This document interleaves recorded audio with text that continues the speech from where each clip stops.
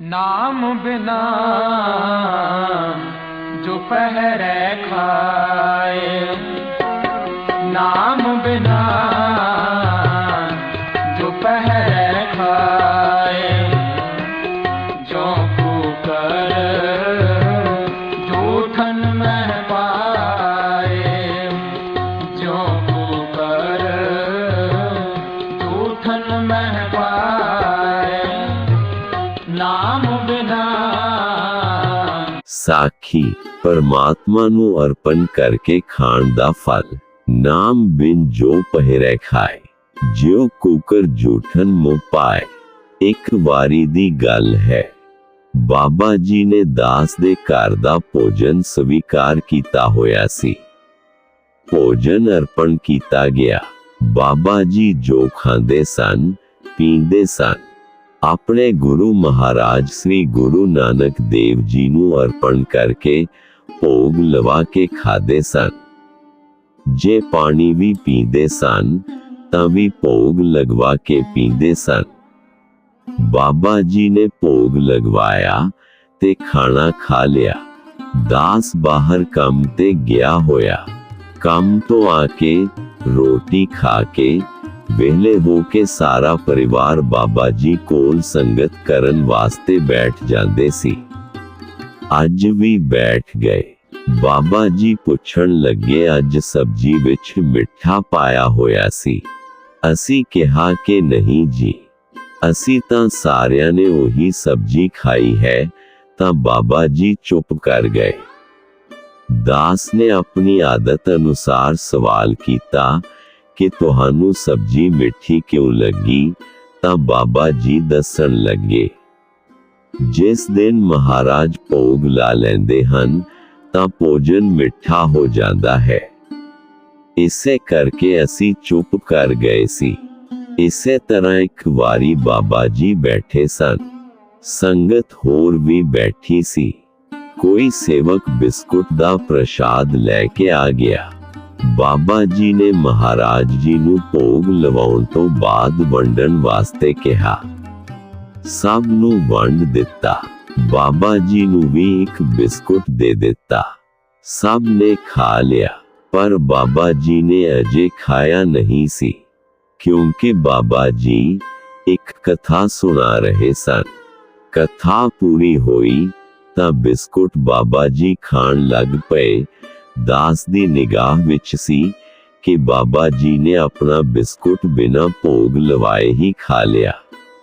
ਦਾਸ ਤਾਂ ਦੇਖ ਕੇ ਚੁੱਪ ਸੀ, ਪਰ ਬਾਬਾ ਜੀ ਕਹਿਣ ਲੱਗੇ, ਇਹ ਬਿਸਕੁਟ ਤਾਂ ਕੌੜਾ ਹੈ। ਸਭ ਨੇ ਕਿਹਾ ਕਿ ਅਸੀਂ ਸਭ ਨੇ ਖਾਇਆ ਹੈ, ਮਿੱਠਾ ਹੈ, ਠੀਕ ਹੈ। ਤਾਂ ਫਿਰ ਦਾਸ ਨੇ ਚੇਤੇ ਕਰਵਾਇਆ ਕਿ ਤੁਸੀਂ ਆਪਣੇ ਬਿਸਕੁਟ ਨੂੰ ਬਿਨਾਂ ਭੋਗ ਲਵਾਏ ਹੀ ਖਾ ਗਏ ਸੀ।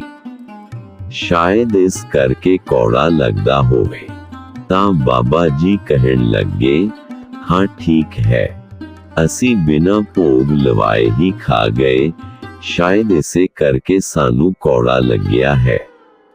ਸ਼ਾਇਦ ਸਾਨੂੰ ਸਮਝਾਉਣ ਵਾਸਤੇ ਹੀ ਐਸਾ ਹੋਇਆ ਹੋਵੇ।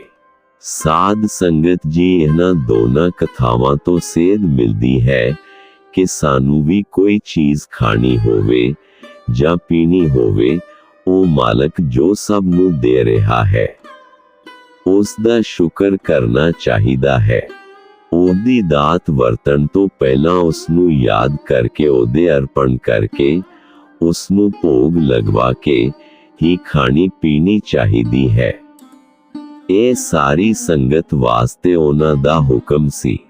ਸ੍ਰੀਮਦ ਭਗਵਤ ਗੀਤਾ ਵਿੱਚ ਸ੍ਰੀ ਕ੍ਰਿਸ਼ਨ ਜੀ ਅਰਜੁਨ ਨੂੰ ਕਹਿੰਦੇ ਹਨ, ਹੇ ਅਰਜੁਨ, ਜੋ ਪ੍ਰਾਣੀ ਮੇਰੀਆਂ ਦਿੱਤੀਆਂ ਦਾਤਾਂ ਮੈਨੂੰ ਅਰਪਣ ਕਰੇ ਬਿਨਾਂ ਭੋਗ ਲਗਵਾਏ ਭੋਜਨ ਖਾਂਦਾ ਹੈ, ਉਹ ਮੇਰਾ ਚੋਰ ਹੈ। ਗੁਰਬਾਣੀ ਵਿੱਚ ਵੀ ਸ੍ਰੀ ਗੁਰੂ ਜੀ ਲਿਖਦੇ ਹਨ, ਨਾਮ ਬਿਨਾ ਜੋ ਪਹਿਰੇ ਖਾਏ, ਜਿਉਂ ਕੁਕਰ ਜੂਠਨ ਮੁँਹ ਪਾਏ।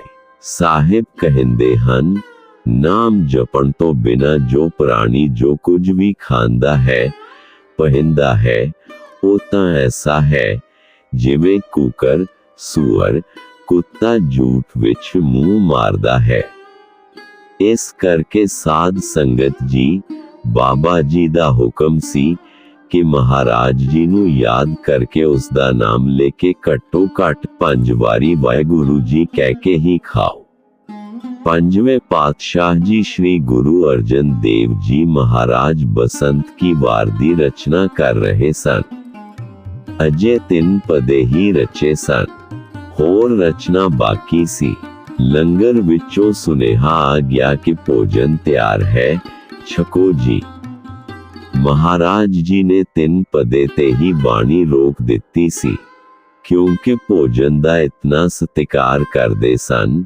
ਗੁਰੂ ਜੀ ਬਾਣੀ ਬੰਦ ਕਰਕੇ ਰੋਟੀ ਖਾਣ ਲਈ ਕਿਹਾ ਤੇ ਵਚਨ ਕੀਤੇ, ਇਹ 3 ਪਦੇ ਜੋ ਕੋਈ ਪਿਆਰਾ ਇਸ ਬਾਣੀ ਦਾ ਪਾਠ ਰੋਟੀ ਖਾਣ ਤੋਂ ਪਹਿਲਾਂ ਪੜ੍ਹੇਗਾ, ਉਸ ਨੂੰ ਜਪੁਜੀ ਸਾਹਿਬ ਦੇ ਪਾਠ ਦਾ ਫਲ ਪ੍ਰਾਪਤ ਹੋਵੇਗਾ।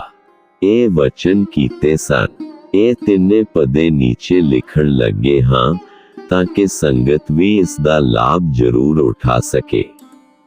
ਏਕ ਓਂਕਾਰ ਸਤਿਗੁਰੂ ਪ੍ਰਸਾਦ।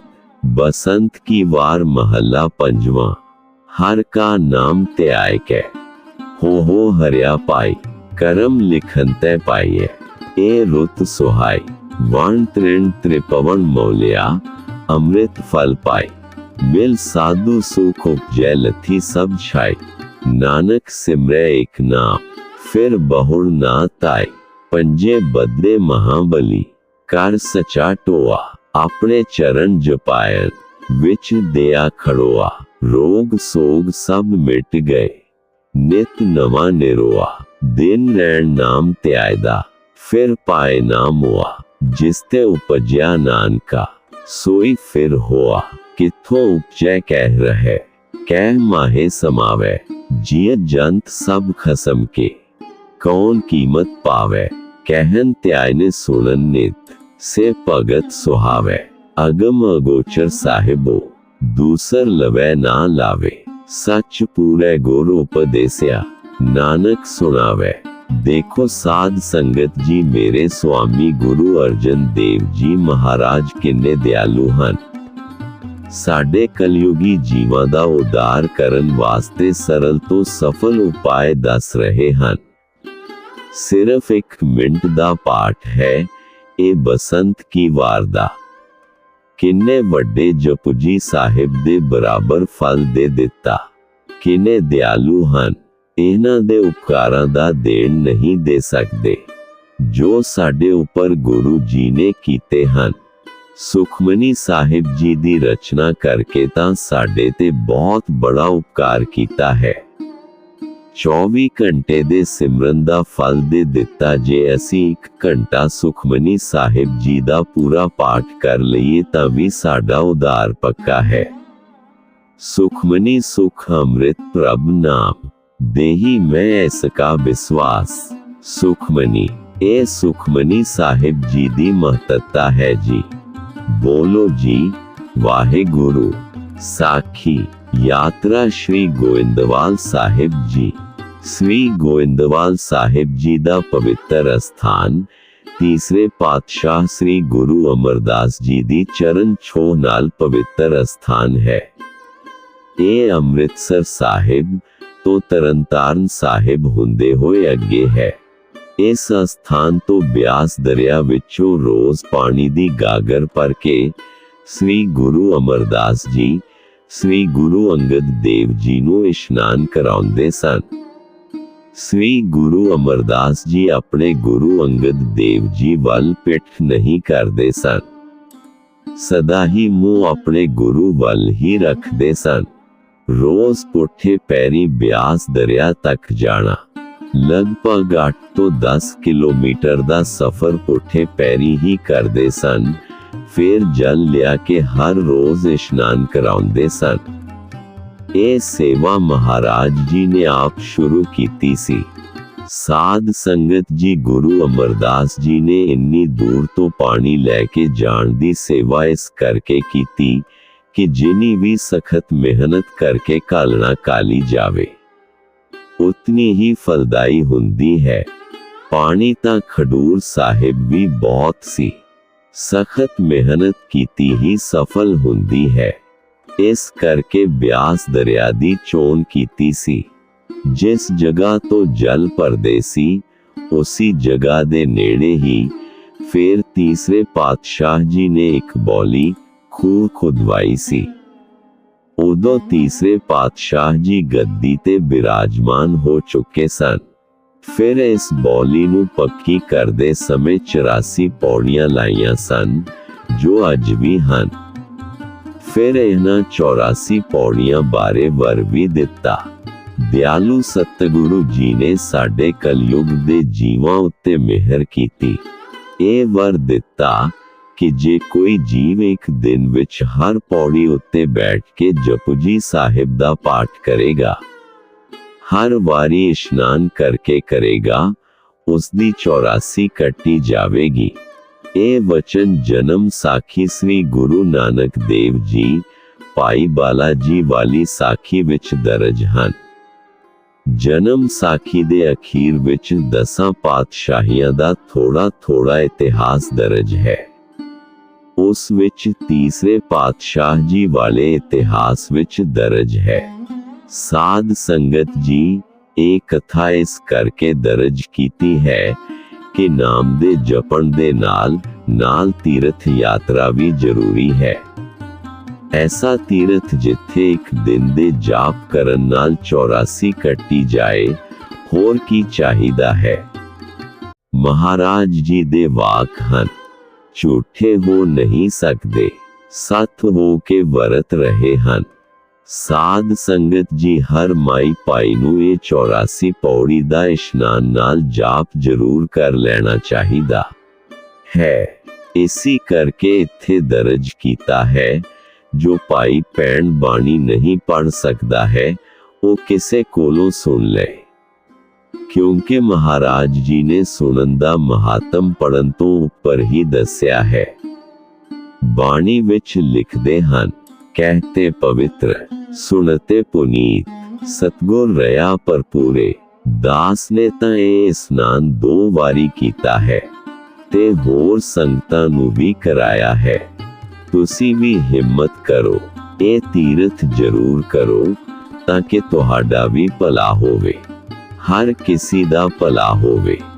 ਗੁਰੂ ਨਾਨਕ ਜੀ ਦੀ ਗੱਦੀ ਨੇ ਇਸ ਯੁੱਗ ਤੇ ਬਹੁਤ ਕਿਰਪਾ ਕੀਤੀ ਹੈ ਕਿ ਕੋਈ ਰਹਿ ਨਾ ਜਾਵੇ, ਸਭ ਦਾ ਉਦਾਰ ਹੋ ਜਾਵੇ। ਕਿੰਨਾ ਸੌਖਾ ਕੰਮ ਹੈ, ਸਿਰਫ ਇੱਕ ਦਿਨ ਦਾ ਜਾਪ ਕਰਕੇ ਜਨਮ ਮਰਨ ਤੋਂ ਰਹਿਤ ਹੋ ਸਕਦੇ ਹਾਂ। ਬੋਲੋ ਜੀ ਵਾਹਿਗੁਰੂ। ਸਾਖੀ। ਆਪਣੇ ਸੇਵਕ ਦੇ ਕਾਰਜ ਸੁਹੇਲੇ ਕੀਤੇ, ਸੰਤਨ ਕੀ ਮਹਿਮਾ ਕਵਨ ਵਖਾਨੋ, ਅਗਾਧ ਬੋਧ ਕਿਛ ਮਿਤ ਨਹੀਂ ਜਾਣੋ। ਪੌਂਟਾ ਸਾਹਿਬ ਦੀ ਗੱਲ ਹੈ, ਸੰਗਤਾਂ ਨੇ ਇੱਕ ਭੰਡਾਰਾ ਕੀਤਾ ਸੀ, ਉਸ ਵਿੱਚੋਂ ਰਾਸ਼ਨ ਬਚ ਗਿਆ ਸੀ ਤਾਂ ਦਾਸ ਨੇ ਪੁੱਛਿਆ, ਬਾਬਾ ਜੀ ਕੁਝ ਸੁੱਕਾ ਰਾਸ਼ਨ ਬਚ ਗਿਆ ਹੈ, ਜੇ ਹੁਕਮ ਹੋਵੇ ਤਾਂ ਗੁਰਦੁਆਰੇ ਭੇਜ ਦੇਈਏ। ਬਾਬਾ ਜੀ ਸਹਿਜ ਸੁਭਾਅ ਹੀ ਕਹੇ ਬੈਠੇ, ਬਾਲਾ ਦੇ ਘਰ ਭੇਜ ਦਿਓ, ਉਸ ਦੀਆਂ ਕੁੜੀਆਂ ਦਾ ਵਿਆਹ ਹੈ।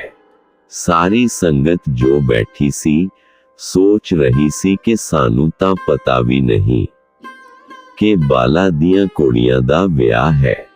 ਸਭ ਨੂੰ ਪਤਾ ਸੀ ਕਿ ਅਜੇ ਕਿਸੇ ਕੁੜੀ ਦਾ ਕੋਈ ਰਿਸ਼ਤਾ ਵੀ ਨਹੀਂ ਹੋਇਆ। ਹੁਕਮ ਮੁਤਾਬਿਕ ਰਾਸ਼ਨ ਬਾਲਾ ਭੈਣ ਦੇ ਘਰ ਭੇਜ ਦਿੱਤਾ। ਐਸਾ ਵਚਨ ਸਿੱਧ ਹੋਇਆ। ਉਸ ਦੀਆਂ 3 ਕੁੜੀਆਂ ਸਨ। 1 ਮਹੀਨੇ ਦੇ ਅੰਦਰ ਤਿੰਨੋਂ ਕੁੜੀਆਂ ਦਾ ਵਿਆਹ ਹੋ ਗਿਆ। ਇੱਕ ਮੁੰਡਾ ਸੀ, ਉਸ ਦਾ ਵੀ ਵਿਆਹ ਹੋ ਗਿਆ। 1 ਮਹੀਨੇ ਵਿੱਚ ਹੀ 4 ਵਿਆਹ ਕਰ ਦਿੱਤੇ। ਜਦ ਕਿ ਗਰੀਬ ਪਰਿਵਾਰ ਸੀ, ਪੈਸੇ ਦੀ ਵੀ ਕਮੀ ਸੀ। ਜਦ ਗੁਰੂ ਨਾਨਕ ਜੀ ਦਿਆਲ ਹੋਏ, ਰਿੱਧ ਸਿੱਧ ਲੈ ਕੇ ਬੈਠ ਗਏ। ਚਾਰੇ ਕਾਰਜ ਆਪ ਹੀ ਕਰ ਦਿੱਤੇ। ਬਾਬਾ ਜੀ ਦਾ ਸੰਗੀ ਪਰਿਵਾਰ ਹੈ। ਸਾਰਾ ਪਰਿਵਾਰ ਨਾਮ ਜਪਦਾ ਹੈ। ਬਾਬਾ ਜੀ ਨੇ ਕਦੇ ਵੀ ਕਿਸੇ ਨੂੰ ਬੁਰਾ ਲਫ਼ਜ਼ ਨਹੀਂ ਕਿਹਾ ਜੋ ਕਿਸੇ ਨੂੰ ਭੋਗਣਾ ਪਿਆ ਹੋਵੇ, ਕਿਉਂਕਿ ਬਾਬਾ ਜੀ ਦਾ ਅਸੂਲ ਸੀ, ਉਹ ਕਿਹਾ ਕਰਦੇ ਸਨ, ਸਾਧੂ ਦਾ ਇਹ ਕਰਮ ਹੈ, ਸਿਰਫ ਰੱਬ ਦਾ ਨਾਮ ਹੀ ਲੈਣਾ ਹੈ, ਵਰ ਤੇ ਸਰਾਪ ਕਦੇ ਕਿਸੇ ਨੂੰ ਨਹੀਂ ਦੇਣੇ। ਐਸੀਆਂ ਕੁਝ ਗੱਲਾਂ ਰੱਬ ਮੂੰਹੋਂ ਕਢਵਾ ਦਿੰਦਾ ਸੀ ਤਾਂ ਪੂਰੀਆਂ ਹੋ ਹੀ ਜਾਂਦੀਆਂ ਸਨ। ਉਹ ਵੀ ਆਪਣੇ ਭਗਤ ਨੂੰ ਉਜਾਗਰ ਕਰਨ ਵਾਸਤੇ, ਦੁਨੀਆ ਨੂੰ ਆਪਣੀ ਹੋਂਦ ਦੱਸਣ ਵਾਸਤੇ ਐਸੇ ਕਾਰਨਾਮੇ ਰੱਬ ਕਰਦਾ ਹੀ ਰਹਿੰਦਾ ਹੈ। ਬੋਲੋ ਜੀ ਵਾਹਿਗੁਰੂ। नाम बिना जो पहरे खाए, नाम बिना